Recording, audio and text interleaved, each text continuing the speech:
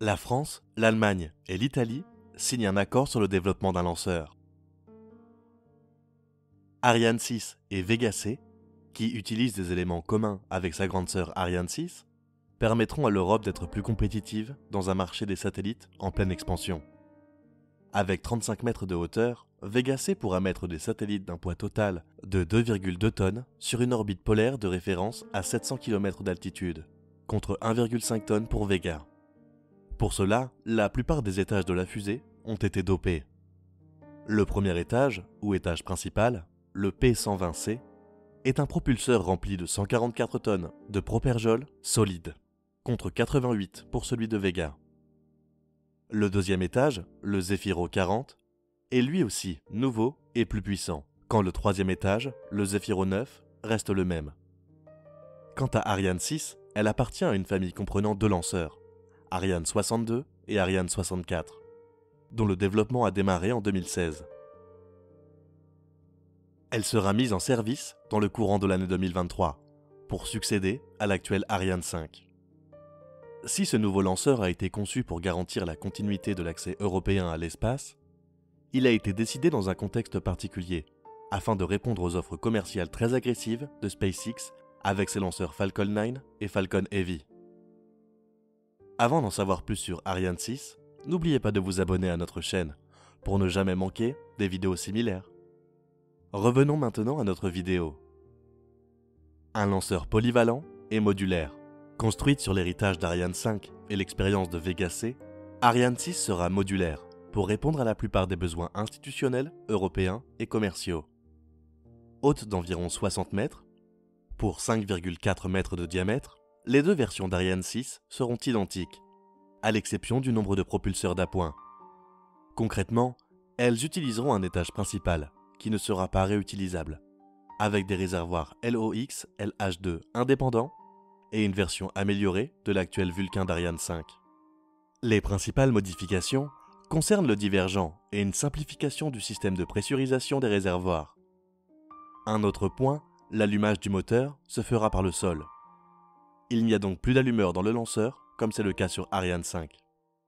Quant à l'étage supérieur, il s'agit du moteur réallumable Vinci, développé pour Ariane 5ME qui ne verra jamais le jour, surmonté d'une coiffe de 5,4 mètres. Les boosters d'appoint d'Ariane 6, les P120, seront les mêmes qu'utilisera également le lanceur Vega C comme étage principal. Ariane 6 sera le lanceur de la filière Ariane le moins innovant. Ce moteur a été conservé pour des raisons de délai de développement. Il subira néanmoins un petit lifting et deviendra Vulcain 2.1.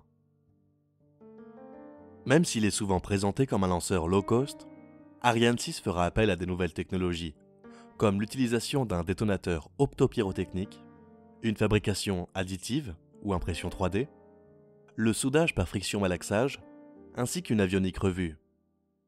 Cette approche de développement diffère de celle qui a mené Ariane 5.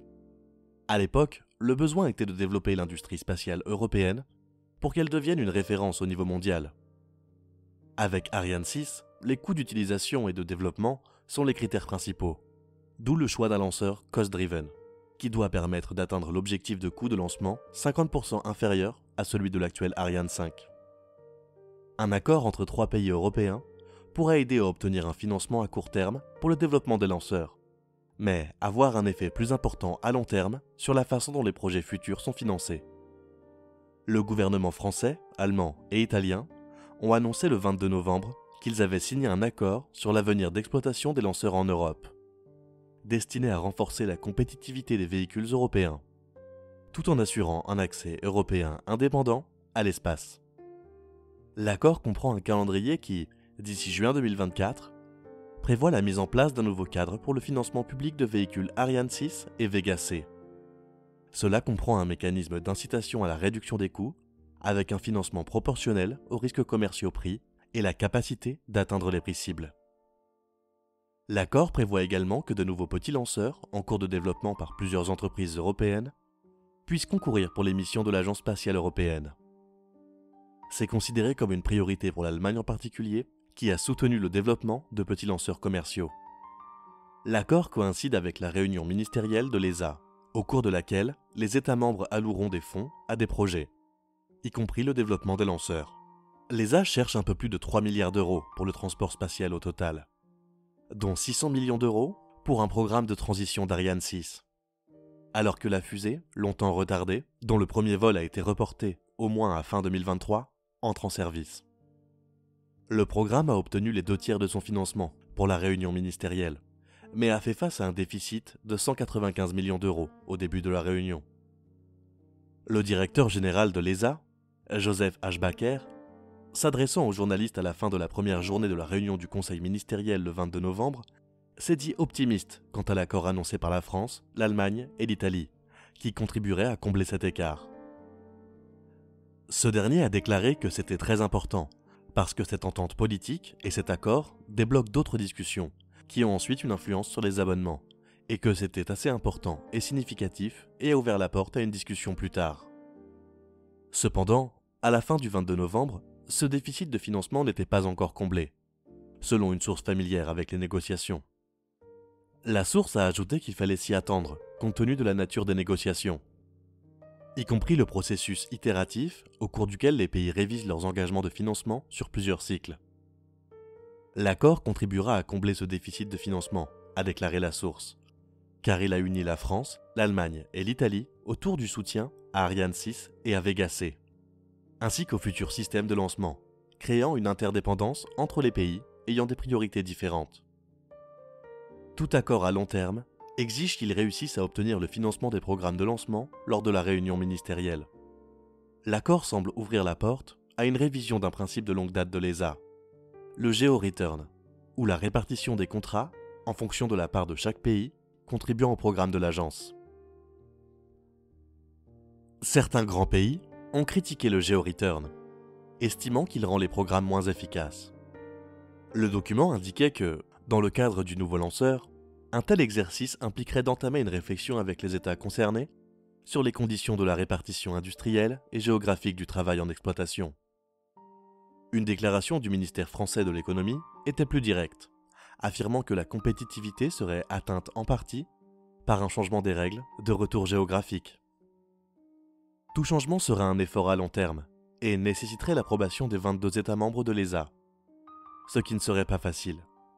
Les règles pour Ariane 6 et Vega C en particulier ont été fixées au début de ces programmes il y a un an, bien que la source ait déclaré que la question du Geo-Return pourrait être examinée pour les futurs projets de développement de lanceurs.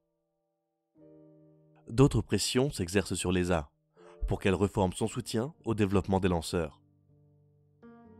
Thierry Breton a déclaré lors de la séance d'ouverture de la réunion ministérielle le 22 novembre qu'il n'y a pas de politique spatiale européenne sans accès autonome à l'espace.